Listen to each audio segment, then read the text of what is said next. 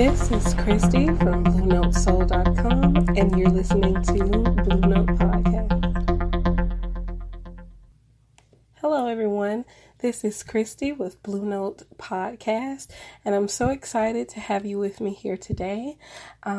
Before I get into the subject at hand, I would like to explain something to you.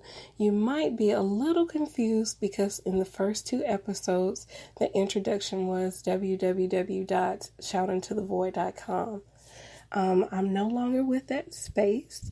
Our new space is BlueNoteSoul.com, and it's just a whole different thing, whole different concept, and I hope you guys enjoy all of the content that we hope to bring to you soon. I know that another thing that might be a little confusing to you as well is the name. Blue Note Soul. What does that mean? I'll give you a little insight about it. So in jazz music, there is a such thing as a blue note, and it's a note that is played at a slightly different pitch that only few masterminds can truly perceive it. Someone like George Benson or Quincy Jones are masters of the blue note, but the everyday person who doesn't know that much about music does not really perceive what the blue note is. So I took that concept of the blue note in music and I transferred it into the blue note of the soul. Our souls are the stepchild of our bodies and the stepchild of our lives. Our souls is so important to us, but we really don't, I would say, care about it or think about it as much as we should. We're so inundated with celebrity gossip and politics and pop culture and those things, that materialism for sure, that we forget to care for our souls. And I feel like the important topics of the soul is mental health and psychology and spirituality and care and health of the physical body. So this space will strive to talk more about those things that are most important to our souls, the blue note of our lives, the thing that you can barely perceive, but the things that are also most important. So with that out the way, I would like to discuss a very interesting topic that might be a little odd, maybe a little esoteric, but I think that you will enjoy it and it might inspire you in your own life. So this topic is people who activate the latent parts of your DNA. Okay, let me explain something else. So I love TED Talks, and I was watching a TED Talk on YouTube earlier this week, and there was a talk by scientists about monkeys, and they said that when monkeys are young, they are groomed by their mothers by licking. And their mothers lick their fur and they groom them. Similar to, if you've been around a cat, you've seen a cat lick themselves. Well, monkeys lick their young in that way.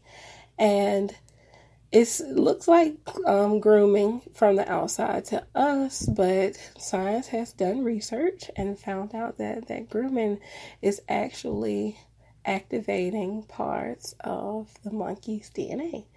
And it was so shocking to me. But the research expressed that monkeys who are groomed by their mothers are literally having the double helix of their DNA transformed. And monkeys who have been groomed by their mothers, those are the monkeys that go out into nature. They strive well, they mate well, they have different tendencies than monkeys who have not been groomed or licked by a mother. And they took two groups of monkeys, one set of monkeys who had a mother and was groomed by that mother, and they also took another set of monkeys who had not been groomed by their mothers, and they found out that the DNA, the literal structure of the DNA, was much different. So the scientists proposed that it may be the same thing with individuals. So if you see an obese adult who grew up impoverished, you may think to yourself, well, this individual is obese simply because they grew up in poverty. And when you're in an impoverished situation, you look for cheaper food sources, and more fatty foods such as McDonald's cost a lot less than the more healthier choices such as a salad or lettuce or something like that. And scientists beg to differ. They believe that sure, that may be a thing, but the most important thing is if the child grew up impoverished, if the child's mother grew up impoverished, and if the child's grandmother grew up impoverished, that poverty eventually changed the DNA. And during the pregnancies of all of these individuals, they passed on to their child DNA information about what to do with food. So maybe binge, because eating lots of food when you see it, you may never see food again, binge, and that may be a part of their DNA.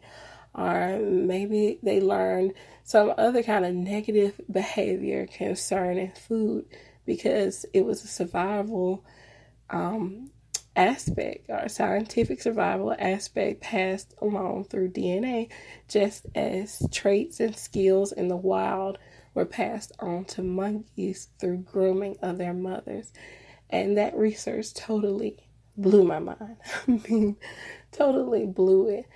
And I started thinking about some things. So lately I've been very interested in the subject of twin flames, and I would encourage all of you to go to www.shoutintothevoid.com.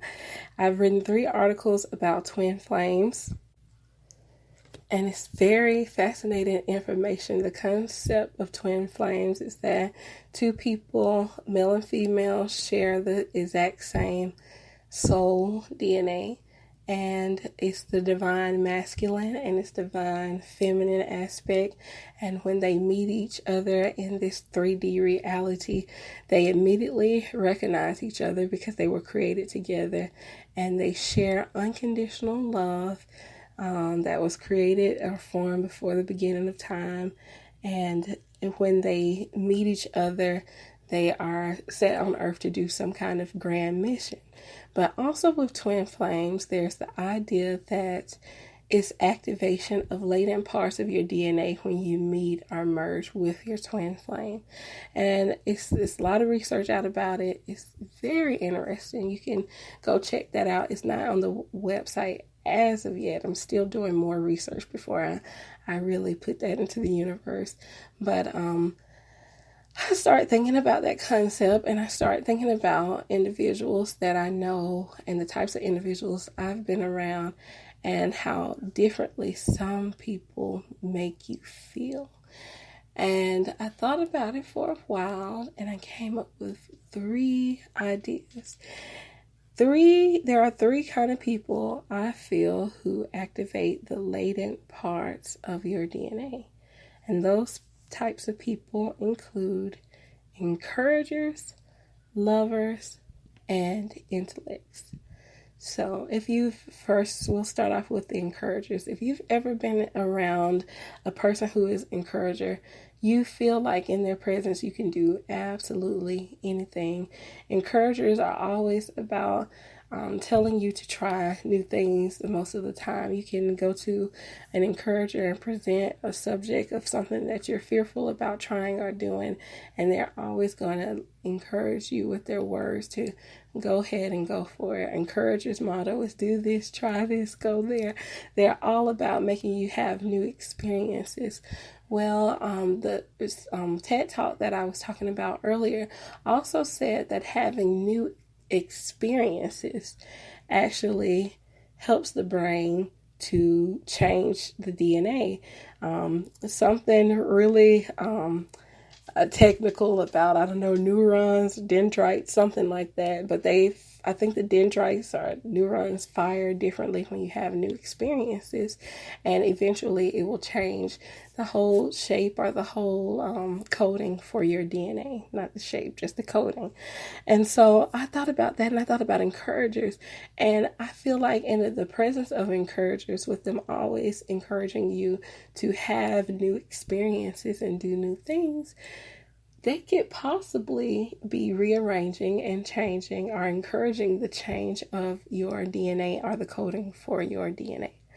The next type of person that I find, or I believe, who activates the latent parts of your DNA are lovers.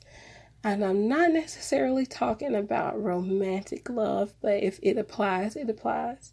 But if you're ever in the presence of someone who loves you, I mean, truly loves you, someone you know beyond a shadow of a doubt loves you, you strive differently in their presence. There's loads of research out about children who grew up knowing they were loved. They do things differently. They achieve more. They strive better. They have happier lives just because they grew up in a sense of assurance that they were truly loved, not manipulated, not abused, not overprotected, because being overprotected is actually a form of abuse. I'm talking about love. I guess that love has something to do with being encouraged. You encourage those that you love, but I also feel like it may have something to do with just the vibrational frequency of love, or maybe not even that. Maybe it's just the glow that radiates off of love. But I feel like lovers truly activate those latent parts of a person's DNA. And the last group of people that I truly feel activate the latent parts of your DNA are intellects. So today I met up with an acquaintance of mine, and she is just so smart. It's actually intimidating. And being in her presence, I noticed that I'm different. I noticed that I feel like I can speak in a way that I wouldn't necessarily speak with anyone. I noticed that I use words that I don't use in my common everyday conversation, and it's not as though I'm forcing myself to use those words. It's just, it flows. It's natural when I'm speaking with this one individual. And I notice that the more that I hang around intellects, or the more people who are in my life who are intellectual, they bring out those parts of myself that are a bit smarter, I guess you would say, and I feel like I'm ready to learn something or find out some new information. And I feel like they truly activate maybe the smart parts of your DNA in some kind of way. So I felt like this was a very interesting subject. I would love to hear your feedback if you have any. You can find me on Twitter at Blue Note Soul _, or you can find me the same way on Instagram with Blue Note Soul, letters all together and _, or you can just visit www.bluenotesoul.com. I would love to hear from you, and maybe you know someone or a type of person who activates those latent portions of your DNA. All right, thank you for listening. Blue Note Soul out.